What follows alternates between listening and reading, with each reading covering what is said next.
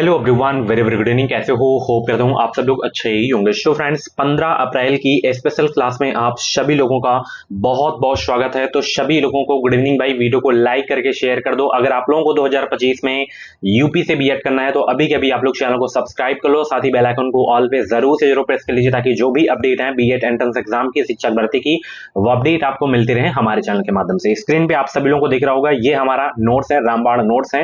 अंतिम दिनों में आप इस नोट से अपनी बेहतरीन तैयारी कर सकते हैं। मात्र 49 रुपए में आपको ये नोट्स मिल जाएगा। इस नोट्स में आपको सारे सब्जेक्ट के topic wise most important question देखने को मिल जाएंगे। हर क्वेश्चन का सोल्यूशन भी आपको देखने को मिल जाएगा, चाहे वो रीजनिंग हो, हिंदी हो, जीके जीएस हो, हर एक क्वेश्चन आपको देखने को मिल जाएंगे और बहुत ही अच्छे तरीके से इसमें समझाया गया है। तो अगर आपको भी बेहतरीन स्कोर करना है, अपनी एक सीट पक्की करनी है, नहीं समझ में रहा कि हम क्या पढ़ें क्या ना पढ़ें ताकि हमारा एग्जाम क्लियर हो जाए, हमारा एडमिशन हो जाए, तो ये व्हाट्सएप नंबर आपको दिख रहा हो, इस पे आप मैसेज करके इस नोट्स को ले सकते हो। 49 रुपए कुछ भी नहीं होता है। मार्केट में आप जाओगे तो 7 से 8 रुपए से नीचे आपको कोई भी बुक देखने को नहीं मिलेगी और मोटी बुक आप नहीं पढ़ पाओगे। तो इसमें वही क्वेश्चंस हैं जो एग्जाम में हर वर्ष पूछे जाते हैं। तो आप इस रामबाण नोट्स को ले सकते हो और अपनी तैयारी कर सकते हैं। ओके। और बाद में अब आपको जो है बीएड में लाखों रुपए नहीं खर्च करने हैं, मात्र 50,000 में हम आपका बीएड करा देंगे। तो टोटल फीस हम आपसे 50,000 लेंगे। एससी एसटी कैंडिडेट का हम स्कॉलरशिप बेस्ड प्रवेश ले लेंगे। हम कौन सी यूनिवर्सिटी से बीएड कराते हैं? राम मनोहर लोहिया अवध यूनिवर्सिटी से कराते हैं। यहाँ पे ईयरली बेस आपका एग्जाम होता है। एग्जाम जब आप देने आओगे तो रहने की व्यवस्था आपको बिल्कुल फ्री हम लोगों के द्वारा दी जाती है, ठीक है ना। बाकी इस यूनिवर्सिटी से अगर आप नहीं करना चाहते हैं और किसी यूनिवर्सिटी से करना चाहते हैं, किसी भी जिले से करना चाहते हैं, तो आप इस व्हाट्सएप पे कांटेक्ट करिए, आपको जानकारी दे दी जाएगी। बाकी 2025 में आप बीएड हमारे कॉलेज से कर सकते हैं। कांटेक्ट कर लीजिए, नंबर सेव करके रखिए। चलिए, आज की क्लास का सबसे पहला प्रश्न आपकी स्क्रीन पे है।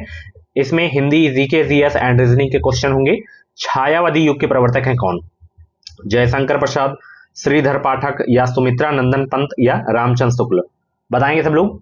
सभी को गुड इवनिंग। और भी क्लासेस आपको प्लेलिस्ट में मिल जाएंगी, तो आप प्लेलिस्ट एक बार चेक कर सकते हैं, वहां पे सारी की सारी क्लासेस मिल जाएंगी। चलिए, छायावादी युग के प्रवर्तक कौन है? जवाब देंगे सब लोग। तो छायावादी युग के जो प्रवर्तक हैं सभी को पता है, जयशंकर प्रसाद हैं। बहुत ही क्वेश्चन ये वाला पूछा जाता है। पावक शब्द उदाहरण किस संधि का है? पावक दीर्घ स्वर संधि का, गुण स्वर संधि का, या वृद्धि स्वर संधि का, या आयादी स्वर संधि का? 77 का जवाब दीजिए सब लोग। पावक शब्द उदाहरण है किस संधि का? सभी लोग जवाब देने का प्रयास करेंगे और जितने भी क्वेश्चंस आपके करेक्ट हुआ करें, कमेंट बॉक्स में अपना रियल स्कोर आप लोग जरूर से जरूर शेयर किया करें और क्लास कैसी लगती है अपना फीडबैक भी आप लोग जरूर दिया करें।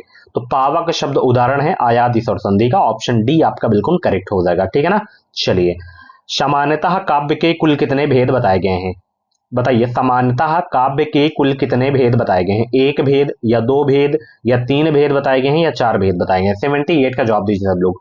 सामान्यतः काव्य के कुल कितने भेद बताए गए हैं? बताएंगे सब लोग। तो सामान्यतः काव्य के जो कुल भेद बताए गए हैं वो दो भेद बताए गए हैं। ऑप्शन यहाँ पे आपका बी वाला बिल्कुल करेक्ट हो जाएगा। प्रसारण का विलोम क्या होगा? बताइए, प्रसारण का विलोम शब्द क्या होगा? प्रतिपादन, या आरक्षण, या आकुंचन, या सदर्शन? 79 का जवाब दीजिए सब लोग। प्रसारण का विलोम शब्द क्या होगा? प्रसारण का 79 का जवाब देने का प्रयास करेंगे। प्रसारण का विलोम शब्द क्या होगा? आकुंचन हो जाएगा। करेक्ट आंसर ऑप्शन सी वाला आपका हो जाएगा। लोक संस्कृति का जन्म हुआ है शहरों में, गांव में, या कस्बों में, या विद्यालयों में? बताइए, लोक संस्कृति का जन्म कहां हुआ है? 80 का जवाब दीजिए सब लोग। लोक संस्कृति का जन्म कहां हुआ है? तो लोक संस्कृति का जो जन्म हुआ है गांव में हुआ है। ऑप्शन यहाँ पे करेक्ट आंसर बी वाला हो जाएगा, ठीक है ना। चलिए, कृषाण शब्द है आगत शब्द है, या तद्भव शब्द है, या तत्सम शब्द है, या देशज शब्द है? बताइए, कृपाण शब्द कैसा है? 81 का जवाब देने का प्रयास करेंगे। और सभी को गुड इवनिंग भाई। वीडियो को लाइक कर दो, 100 लाइक से ऊपर होनी चाहिए इस वीडियो में लाइक की संख्या। चलिए, तो फटाफट लाइक कर दो। एक सेकेंड भी वीडियो को लाइक करने में नहीं लगेगा, तो फटाफट लाइक कर दो। तो कृपाण शब्द जो आपका है तत्सम शब्द है। करेक्ट आंसर ऑप्शन डी वाला हो जाएगा। चलिए, बुद्धि भ्रमित होना किस मुहावरे का सही अर्थ है? 82 का जवाब देंगे सब लोग। बुद्धि भ्रमित होना किस मुहावरे का सही अर्थ है? चक्कर में पड़ना, अक्ल पर पत्थर पड़ना, धोखा खाना, या उल्लू बनाना? 82 का जवाब देंगे सब लोग। बुद्धि भ्रमित होना किस मुहावरे का सही अर्थ है? बताएंगे सब लोग। बुद्धि भ्रमित होना किस मुहावरे का सही अर्थ है? तो बुद्धि भ्रमित होना चक्कर में पड़ना, करेक्ट आंसर यही हो जाएगा, ठीक है ना। चलिए अगला प्रश्न आपकी स्क्रीन पे आ गया है, सभी लोग इसका जवाब देंगे। सिर से बोझ उतारना मुहावरे का सही अर्थ क्या है? भार टालना, बक्सा रखना, जमीन पर कुछ पटकना या बात पक्की होना। 83 का जवाब दीजिए सब लोग। सिर से बोझ उतारना मुहावरे का अर्थ क्या है? 83 का जवाब दीजिए। सिर से बोझ उतारना मुहावरे का जो अर्थ है क्या हो जाएगा? भार टालना हो जाएगा, करेक्ट आंसर ऑप्शन ए हो जाएगा, ठीक है ना। चलिए निम्नलिखित में से रूढ़ शब्द कौन सा है बताइए सब लोग। वाचनालय या विद्यालय या समतल या पशु, बताइए निम्नलिखित में से रूढ़ शब्द कौन सा है? 84 को जवाब दीजिए सब लोग। रूढ़ शब्द कौन सा है इसमें बताएंगे सब लोग। तो इसमें रूढ़ शब्द आपका है पशु, ठीक है ना। चलिए करेक्ट आंसर डी हो जाएगा। महोत्सव में संधि बताना है आपको। महाधन उत्सव इसका संधि विग्रह होता है, बताइए इसमें संधि कौन सी है महोत्सव में? गुण संधि, आयादि संधि, व्यंजन संधि या विसर्ग संधि। विसर्ग संधि तो होगा ही नहीं, व्यंजन संधि भी नहीं होगा, इन दोनों में से बताइए सब लोग। 85 का राइट आंसर क्या हो जाएगा? आयादि संधि नहीं होगा तो बचा आपका गुण संधि, तो यही हो जाएगा। महोत्सव में जो आपका संधि है गुण संधि है, महाधन उत्सव, ठीक है ना।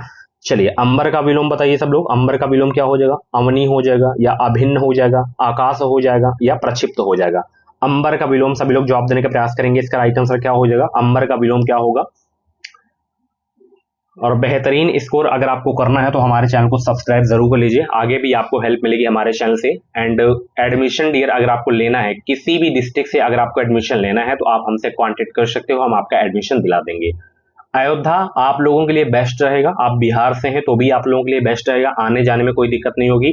यूपी के आप किसी और जिले से हैं तो भी आपको कोई दिक्कत यहाँ पे नहीं होगी, क्योंकि हम रहने की व्यवस्था भी देते हैं जितने दिन आपका एग्जाम होगा। तो इधर उधर आपको नहीं भटकना है, जब तक एग्जाम होगा रहने की हम बिल्कुल फ्री सुविधा देंगे। तो आप हमसे कांटेक्ट कर सकते हैं, व्हाट्सएप पे मैसेज कर सकते हैं हमसे। अगर आपको मिलना है तो प्रयागराज में हमारी ऑफिस है, आप आकर जब बीएड का एग्जाम देंगे तो आप एक बार हमसे मिल लीजिए, आपका एडमिशन कंफर्म हो जाएगा। कॉलेज में मिलना है तो कॉलेज में भी आप लोग मिल सकते हैं। अंबर का जो विलोम होगा क्या हो जाएगा? 86 का जवाब दीजिए, अवनी हो जाएगा, ठीक है ना, अंबर का, ठीक है ना। चलिए अगला प्रश्न आपकी स्क्रीन पे है। मुझे कैसा शब्द है बताइए? मध्यम पुरुष है या अन्य पुरुष या उत्तम पुरुष? प्रथम पुरुष होता नहीं है, बताइए सब लोग। बहुत अच्छे भाई, सभी लोग जवाब देने का प्रयास करेंगे। 87 का राइट आंसर क्या हो जाएगा? मुझे जो है उत्तम पुरुष है, ठीक है ना। चलिए बहिर्मुखी में समास बताना है। अव्ययी भाव समास है, द्वंद्व समास है, तत्पुरुष समास है या कर्मधारय समास है। तो बहिर्मुखी में समास कौन सा है? 88 का जवाब दीजिए सब लोग। बहिर्मुखी में समास है कौन सा? 88 का जवाब दीजिए सब लोग।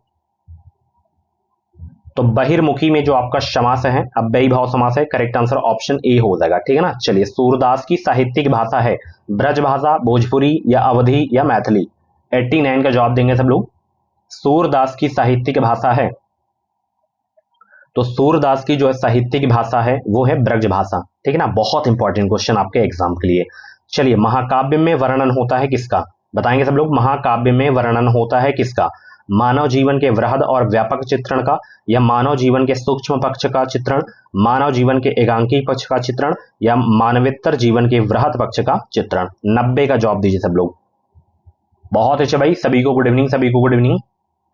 महाकाव्य में वर्णन होता है मानव जीवन के वृहद और व्यापक चित्रण का वर्णन होता है महाकाव्य में, करेक्ट आंसर ऑप्शन ए हो जाएगा, ठीक है ना। चलिए काली मिर्च में कौन सा समास है?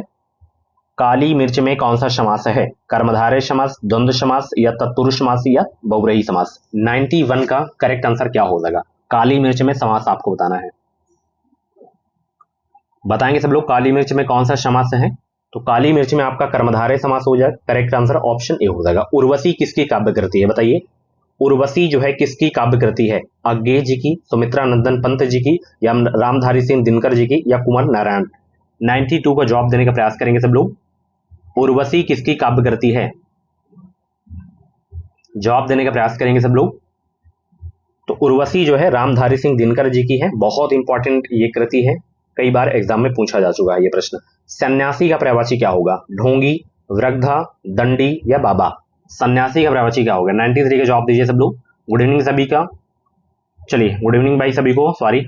चलिए 93 का जवाब देने का प्रयास करेंगे। सन्यासी का पर्यायवाची इसमें दंडी हो जाएगा, ठीक है ना। चलिए अद्भुत रस का स्थायी भाव है जुगुप्सा, भय, उत्साह या विस्मय। अद्भुत रस का स्थायी भाव कौन सा है? 94 का राइट आंसर देने का प्रयास करेंगे। भयानक का क्या होता है? भय होता है। वीर का क्या होता है? उत्साह होता है। इन दोनों में से बताइए सब लोग। तो अद्भुत रस का जो स्थायी भाव होगा क्या होगा? 94 का जवाब दीजिए। विस्मय। ये किसका है? जुगुप्सा। क्या हो जाएगा? ये रस है, ये स्थायी भाव क्या है? कमेंट बॉक्स में जरूर छापेंगे सब लोग। चलिए भाई, अगला प्रश्न आपकी स्क्रीन पे है। निम्नलिखित में से कौन सा कवि जो है भक्तिकाल का नहीं है? ईश्वर दास यहाँ पे है, ऑप्शन में मतीराम है, नाभा दास, रहीम। इसमें कौन सा कवि भक्तिकाल का नहीं है? करेक्ट आंसर देने का प्रयास करेंगे। 95 का जवाब दीजिए सब लोग। बहुत अच्छे भाई। निम्नलिखित में से कौन सा कवि भक्तिकाल का नहीं है? इसमें इसमें मतीराम नहीं है भाई। करेक्ट आंसर सी हो जाएगा, ठीक है ना। चलिए, निम्नलिखित में से जो है अशुद्ध वाक्य का चयन कीजिए। अशुद्ध वाक्य का चयन कीजिए। चलिए, यहां पे क्या है कि मैं आज विद्यालय नहीं जाऊंगा, बच्चों को काटकर फल खिला दो, ये तो गलत हो गया। वह सुंदर दृश्य है, वह अत्यंत बुद्धिमान और बलशाली है। तो 96 का अशुद्ध वाक्य का चयन कीजिए इसमें।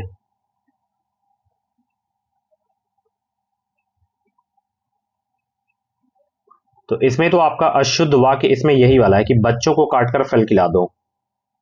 बच्चों को फल काटकर खिला दो, ये होना चाहिए, ठीक है ना। बाकी सब सही है आपके। चलिए, अगले प्रश्न की ओर चलते हैं हम। कारवां किस विधा की रचना है? नाटक, उपन्यास, कहानी या एकांकी? 97 का जवाब दीजिए सब लोग। कारवां किस विधा की रचना है? एकांकी की हो जाएगी। Correct answer D. निम्नलिखित में से संयुक्त वाक्य का चयन कीजिए सब लोग। संयुक्त वाक्य का, संयुक्त वाक्य का चयन कीजिए सब लोग।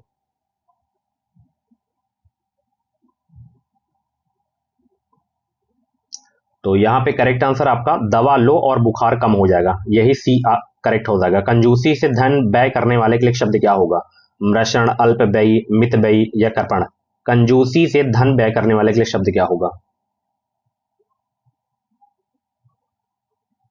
मित व्ययी हो जाएगा। करेक्ट आंसर बी हो जाएगा। विशेषणों की विशेषता बताने वाले शब्द कहलाते हैं क्या? विशेष्य, क्रिया विशेषण, सार्वनामिक विशेषण या प्रविशेषण या विशेष्य?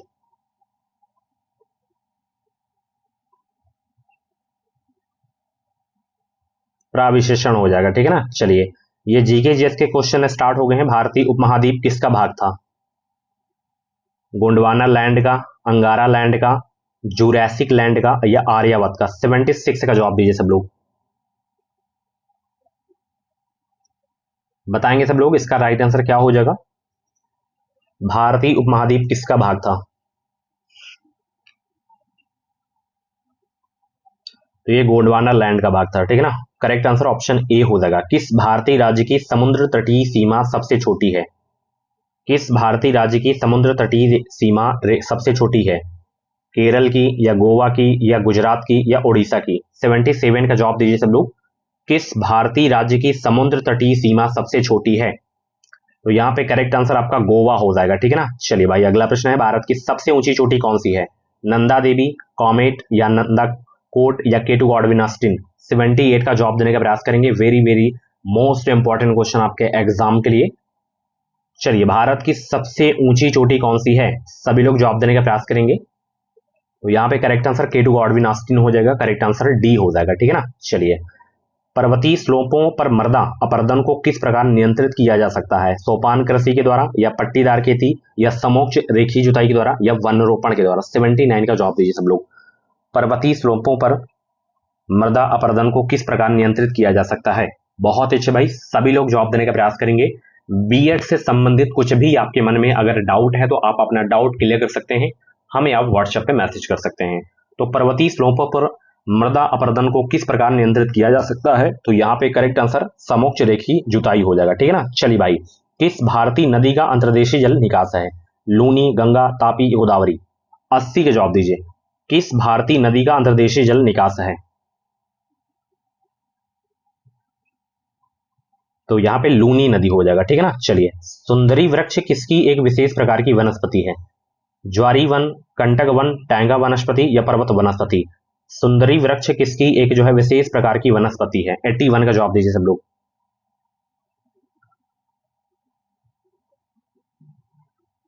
बहुत अच्छे भाई, सभी लोग 81 का जवाब देने का प्रयास करेंगे। इसका राइट आंसर क्या हो जाएगा?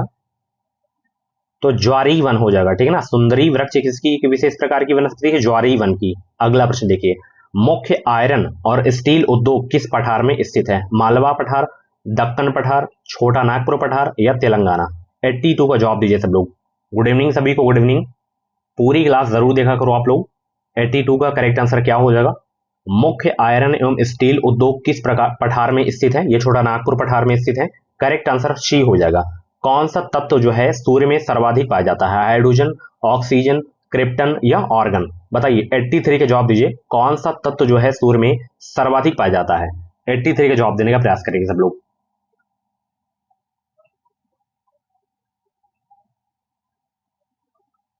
तो यहां पे हाइड्रोजन ये तत्व सूर्य में सर्वाधिक पाया जाता है। करेक्ट आंसर ए हो जाएगा। चलिए, स्वतंत्र न्यायपालिका एवं शक्तियों का विभाजन किसकी दो महत्वपूर्ण विशेषताएं हैं? सरकार का समाजवादी स्वरूप, या जो है सरकार का एकात्मक स्वरूप, या सरकार का लोकतांत्रिक स्वरूप, या सरकार का संघीय स्वरूप? 84 का जवाब दीजिए सब लोग। बहुत अच्छे भाई, सभी लोग 84 का जवाब देने का प्रयास करेंगे। स्वतंत्र न्यायपालिका एवं शक्तियों का विभाजन किसकी दो महत्वपूर्ण विशेषताएं हैं? तो ये हैं किसकी हैं? ये है सरकार का संघीय स्वरूप का। करेक्ट आंसर डी हो जाएगा। अगला प्रश्न है, डॉक्टर अंबेडकर ने किस अनुच्छेद को भारतीय संविधान का सबसे महत्वपूर्ण अनुच्छेद बताया है?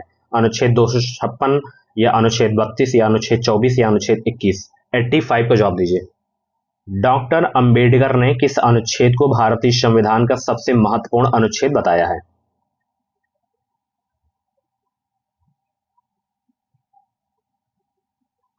अनुच्छेद 32 को। बहुत इंपॉर्टेंट क्वेश्चन है आपके एग्जाम के लिए, ठीक है ना।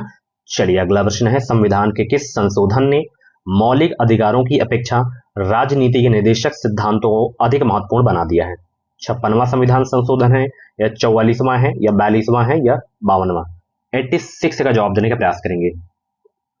बहुत अच्छे भाई, गुड इवनिंग सभी को, गुड इवनिंग। 86 का राइट आंसर क्या हो जाएगा? जवाब दीजिए कमेंट बॉक्स में। हर एक क्वेश्चन का जवाब आप लोग जरूर दिया करें, और पेन कॉपी लेके बैठा करें जब भी आप मेरी क्लास देखा करें। जो भी इंपॉर्टेंट क्वेश्चन मैं आप लोगों को बताया करूँ उसको नोट कर लिया करो, और रेगुलर आपको क्लास देखनी है, क्योंकि एग्जाम नजदीक है। 1 जून को आपका एग्जाम होगा, एंड रीजनिंग के क्वेश्चन के लिए पेन कॉपी की तो नीड होगी ही ना, तो पेन कॉपी जरूर लेकर बैठा करें। 42वां संविधान संशोधन होगा। जितने भी लोग करेक्ट आंसर सी जवाब दिए थे उनका करेक्ट आंसर हो जाएगा, ठीक है ना। अगला प्रश्न है, भारत के उपराष्ट्रपति पर महाभियोग किसके द्वारा लगाया जा सकता है? राज्यसभा के द्वारा, राष्ट्रपति, लोकसभा, विधान परिषद? 87 का जवाब दीजिए सब लोग।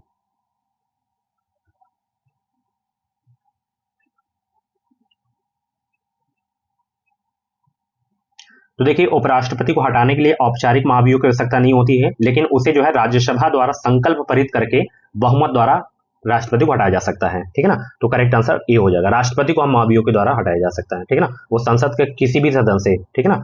चलिए, वो क्वेश्चन बहुत पूछा जाता है राष्ट्रपति वाला। चलिए, मंत्रिपरिषद में निम्न में से कौन से शामिल नहीं है इसमें? कैबिनेट मंत्री, कैबिनेट सचिव, राज्य मंत्री, या बिना विभाग के मंत्री? 88 का जवाब दीजिए सब लोग।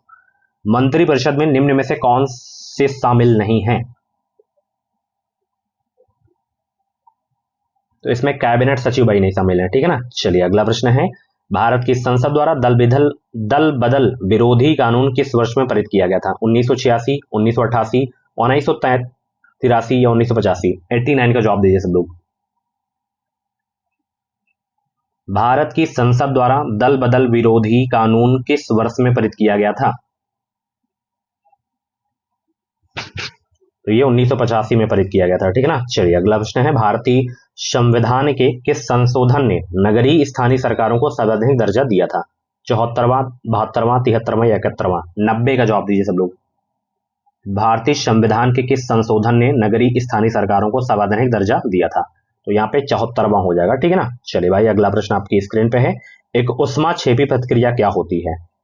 एक उष्माक्षेपी प्रतिक्रिया क्या होती है? प्रतिक्रिया जिसमें उष्मा विमोचित होती है, यह प्रतिक्रिया जिसमें उष्मा अवशोषित होती है, सूर्य के प्रकाश को पूर्णतः शीतल कर देते हैं, उपरोक्त में से कोई नहीं? 91 का जवाब दीजिए सब लोग। तो यहाँ पे करेक्ट आंसर ए हो जाएगा, ठीक है ना। चलिए, अगला प्रश्न है, किसी तत्व की रासायनिक प्रकृति निम्नलिखित में से किस पर निर्भर करती है? प्रोटॉन पर, आवेश पर, संयोजी इलेक्ट्रॉन पर, या इनमें से कोई नहीं? किसी तत्व की रासायनिक प्रकृति निम्नलिखित में से किस पर निर्भर करती है?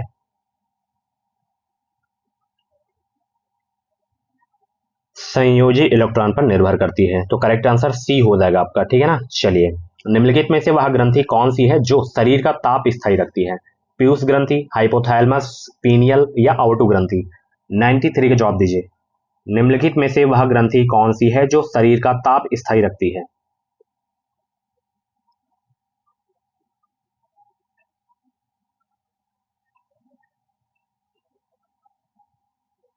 तो हाइपोथैलेमस ग्रंथि हो जाएगा, जो शरीर का ताप स्थायी रखती है, ठीक है ना। घटिया वस्तु के लिए मांग गिरती है जब कीमत बढ़ती है, या आय बढ़ती है, या कीमत घटती है, या आय घटती है? 94 का जवाब दीजिए सब लोग।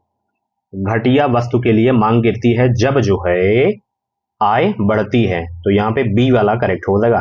कि इस प्रकार के बाजार में एक व्यवसाय संघ कीमतों को नियंत्रित करने में असमर्थ रहता है? मिश्रित स्पर्धा, अल्पाधिकार, एकाधिकार या पूर्ण स्पर्धा? 95 का जवाब दीजिए सब लोग। किस प्रकार के बाजार में एक व्यवसाय संघ कीमतों को नियंत्रित करने में असमर्थ रहता है?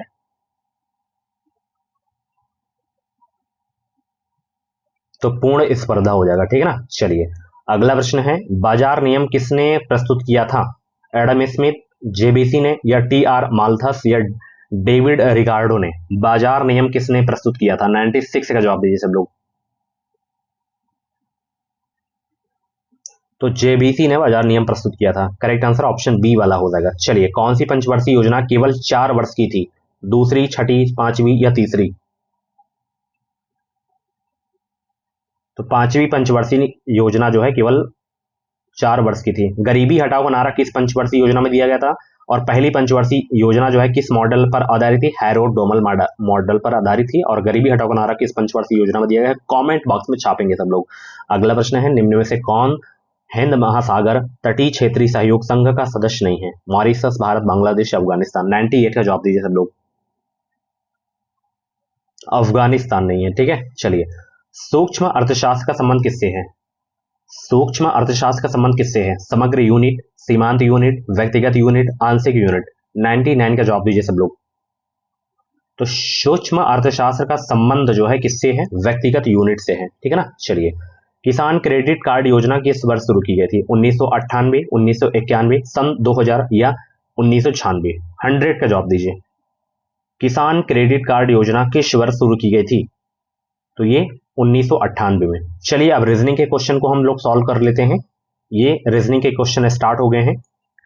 चलिए, इसको सॉल्व करेंगे। यदि आप किसी कतार में दोनों सिरों से गिनने पर जो है 12वें व्यक्ति हैं, तो कतार में कुल कितने व्यक्तियों की संख्या होगी? बताइए। बहुत अच्छे भाई, 12 का जवाब देने का प्रयास करेंगे। बहुत ही सरल प्रश्न है। इससे सरल प्रश्न आपको पूरी क्लास में नहीं देखने को मिलेगा रीजनिंग में। यदि आप किसी कतार में दोनों सिरों से गिनने पर 12वें व्यक्ति हैं, तो कतार में कुल व्यक्तियों की संख्या कितनी हो जाएगी? 25 हो जाएगी, ठीक है ना। ऐसे लाइन करेंगे अपना, दोनों तरफ से आप 12 गिनोगे तो 12 12 24 हो गया, 1 + 25 हो गया, ठीक है ना। तो यहाँ पे 25 हो जाएगा, ठीक है ना। कुल व्यक्तियों की जो संख्या होगी 25 हो। देखिए, यहाँ पे एक बहुत बड़ी मिस्टेक हो गई है, 23 आएगा। बहुत मिस्टेक हो गई है, मैं जल्दबाजी में ये जो इसका उत्तर है गलत निकाल लिया हूँ। यहाँ पे ऐसे लाइन आप काउंट करेंगे, 1 2 3 4 5 6 7 8 9 10 11 12। ये 12 आया, इधर से काउंट करिए। यहाँ पे हम इसको फर्स्ट ऐड कर लेंगे, तो यहाँ पे 2 आ जाएगा, 3 4 5 6 7 8 9 10 11 12। तो यहाँ पे टोटल आप काउंट करोगे इस लाइन को तो 23 आएगा, ठीक है ना। चलिए भाई, इसको आप अपने हिसाब से लाइन काउंट करके ही कर लेना, जल्दबाजी में उत्तर ना देना, क्योंकि ये बिल्कुल फिक्स नंबर होते हैं। चलिए, ये बॉड मास वाला आ गया है। यदि P का अर्थ यहाँ पे ये है, ये है, ये है, S का अर्थ ये है, तो दिए गए समीकरण का मान आपको बताना है। चलिए, सॉल्व करिए, फटाफट जवाब दीजिए सब लोग। आंसर सोचने का अगर आपको ज्यादा समय चाहिए तो आप वीडियो को रोक भी सकते हो। 13 का जवाब दीजिए सब लोग भाई। बहुत ही सरल प्रश्न है, बहुत ही सरल प्रश्न है। जवाब दीजिए सब लोग। तो जहां पे देखना आप लोग, यहाँ पे मैं सॉल्व करता हूं, थोड़ा सा यहाँ पे प्रिंटिंग मिस्टेक है, यहाँ पे थोड़ा सा। जैसे यहाँ पे मैं सॉल्व करता हूं, 16 है यहाँ पे। उसके बाद यहाँ पे S का मतलब क्या दिया गया है? यहाँ पे मल्टीप्लाई है, तो यहाँ पे 60 हो जाएगा। एंड यहाँ पे R का मतलब देखना, R का मतलब यहाँ पे प्लस है, जो कि यहाँ पे ये आपका डिवाइड है, ठीक है ना। डिवाइड हो जाएगा, सॉरी, यहाँ पे 10 आएगा। तो यहाँ पे 10 आ जाएगा। उसके बाद यहाँ पे क्यू का अर्थ क्या है, क्यू का अर्थ यहाँ पे माइनस है तो माइनस लगा देंगे, 6 लगा देंगे यहाँ पे। और उसके बाद यहाँ पे पी का अर्थ प्लस है तो 7। अब इसे सॉल्व कर लेना है आपको। सॉल्व करिए, फटाफट सॉल्व करिए सब लोग। 16 यहाँ पे इसका हम डिवाइड करेंगे तो यहाँ पे 6 आ जाएगा, ठीक है ना। सॉल्व करिए फटाफट। बहुत ही सरल प्रश्न है, यहाँ पे मिस्टेक था इस वजह से मैं इतना मैं सॉल्व कर दिया हूँ। बाकी आप लोग लगाइए फटाफट, जल्दबाजी में उत्तर मत दीजिएगा क्योंकि इसके क्वेश्चन फिक्स हैं, एग्जाम में 100% आपके पूछे जाएंगे। बताएंगे सब लोग इसका राइट आंसर क्या हो जाएगा। अब इसका यहाँ पे आप गुणा कर देंगे, 16 का 6 में, 16 छक्का 96 आ जाएगा, -6 का +7 हो जाएगा। अब सॉल्व करिए सब लोग। अब सीधे से यहाँ पे हम इसको ऐड कर देंगे, 96 में 7 को ऐड कर देंगे तो यहाँ पे 103 आ जाएगा और माइनस का 6, तो 103 में जब हम 6 घटाएंगे तो यहाँ पे कितना आएगा, 97 निकल के आ जाएगा। तो करेक्ट आंसर बी वाला हो जाएगा, ठीक है ना। चलिए एक बार फिर से प्रैक्टिस और कर लेना। चलिए, यदि किसी सांकेतिक भाषा में मास्टर को ये लिखा जाता है तो किसी कोड भाषा में डॉक्टर को कैसे लिखा जाएगा, बताइए सब लोग। 14 का जवाब दीजिए। यदि हम मास्टर को जो है, ये मास्टर है, ऐसे लिखते हैं तो हम डॉक्टर को कैसे लिखेंगे आपको बताना है। जवाब दीजिए, 14 का जवाब दीजिए सब लोग। बहुत ही सरल प्रश्न है, डॉक्टर को हम कैसे लिखेंगे। वीडियो को रोक लिया करो आप लोग अगर ज्यादा समय चाहिए उत्तर के लिए आपको। तो यहाँ पे सीधे सीधे देखना, यम में एन यानी कि एक ऐड किया गया तो डी का ई आ जाएगा, ठीक है ना। यहाँ पे ई देखिए किसमें किसमें है, इसमें है और इसमें है, तो इन दोनों को हमें काट देना है, ठीक है ना। अब देखना यहाँ पे ए के बाद यहाँ पे सी है तो यहाँ पे 2 ऐड किया गया है, 2 बढ़ाया गया है, तो यहाँ पे हम 2 बढ़ा देंगे। ओ के बाद पी क्यू तो क्यू आ जाएगा। अब देखना यहाँ पे इसमें क्यू नहीं है तो ये क्यू है, तो यही आपका सही हो जाएगा। बाकी आप यहाँ पे लिख दीजिए इसको, ज्यादा आपको टाइम नहीं वेस्ट करना है, ठीक है ना। तो करेक्ट आंसर ए हो जाएगा, ठीक है। जैसे इसमें नियम था वही नियम आपको इसमें भी लगाना है, जितना उसमें बढ़ाया उतना इसमें भी आपको बढ़ाना है, ठीक है। चलिए, निम्न श्रेणी को पूर्ण करने हेतु तो दिए गए विकल्पों में से अनुपस्थित शब्द का चयन कीजिए। यहाँ पे ये जो क्वेश्चन मार्क लगा हुआ है यहाँ पे क्या आएगा ये आपको बताना है। बताइए, F G S I J K L M N O P Q, तो यहाँ पे क्या आ जाएगा बताइए सब लोग। 15 का जवाब देने का प्रयास करेंगे, बहुत ही सिंपल सा क्वेश्चन है।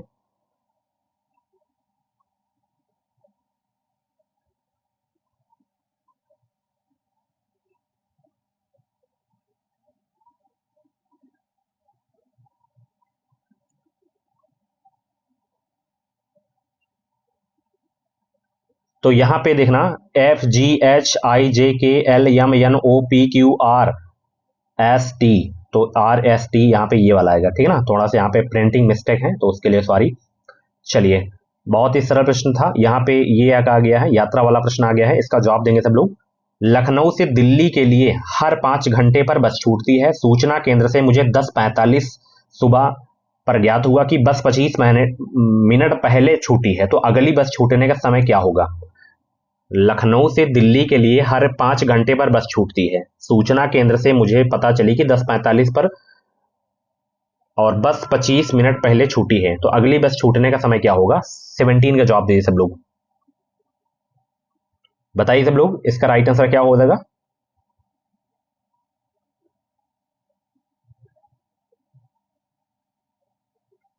बहुत अच्छे भाई,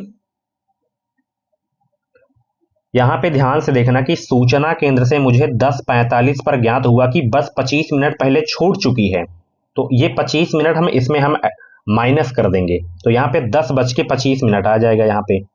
अब इसमें आपको 5 घंटे ऐड कर देने हैं, 5 घंटे ऐड कर दीजिए, यहाँ पे कितना आ जाएगा बताइए।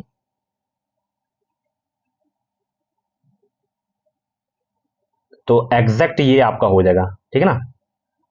चलिए, 3:25 यही आपका हो जाएगा, ठीक है ना। चलिए, अगला प्रश्न यहाँ पे देख सकते हैं, यहाँ पे ये आ गया है, इसको सॉल्व करेंगे। निम्नलिखित आकृति में त्रिभुज गांव के युवाओं को दर्शाता है, वर्ग शिक्षित और वृत्त बेरोजगार युवाओं को दर्शाता है, तो निम्न प्रश्नों का उत्तर दें सब लोग इसमें। ये जो त्रिभुज है ये गांव के युवाओं को दर्शाता है, ठीक है ना। और वर्ग जो है ये आपका वर्ग जो है शिक्षित को, और ये वो व्रत जो आपका है ये बेरोजगार युवाओं को दर्शाता है। तो यहाँ पे प्रश्न क्या पूछ रहा है कि गांव में शिक्षित बेरोजगार युवाओं को दर्शाता है। 5 से 4 से, 5 और 4 से, या 4 और 5 6 से, दोनों से। गांव में शिक्षित बेरोजगार युवाओं को दर्शाता है, शिक्षित बेरोजगार युवाओं को। एक बार फिर से प्रश्न पढ़िए, गांव में शिक्षित बेरोजगार युवाओं को दर्शाता है कौन? शिक्षित बेरोजगार युवाओं को कौन दर्शाता है?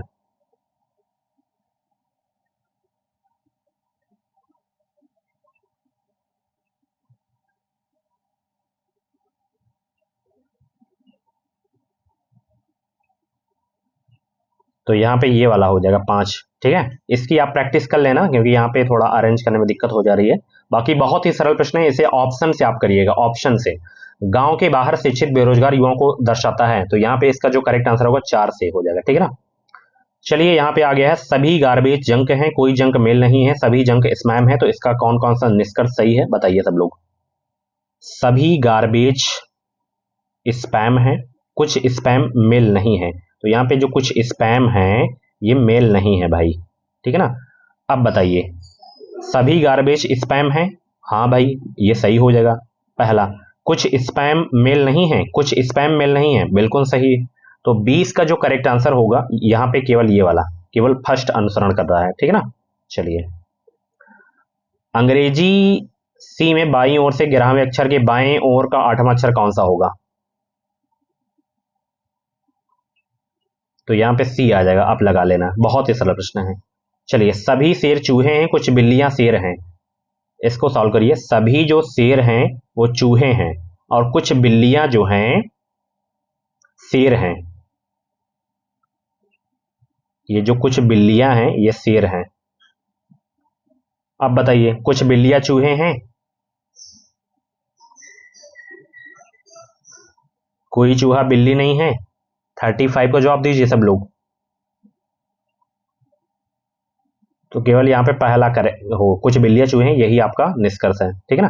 तो ये थे आपकी जो है क्लास। कैसी रही क्लास, कमेंट बॉक्स में अपना फीडबैक जरूर देना। बाकी ऐसी ही डेली क्लासेस देखने के लिए एजुकेशन मिसाइल यूट्यूब चैनल को आप लोग सब्सक्राइब करिए, साथ ही बेल आइकन को ऑल पे जरूर से प्रेस कर लीजिए, ताकि जो भी बीएड एंट्रेंस एग्जाम की अपडेट है वो अपडेट आपको मिलती रहे हमारे चैनल के माध्यम से। तो ये क्लास कैसी लगी, फीडबैक अपना जरूर बताना।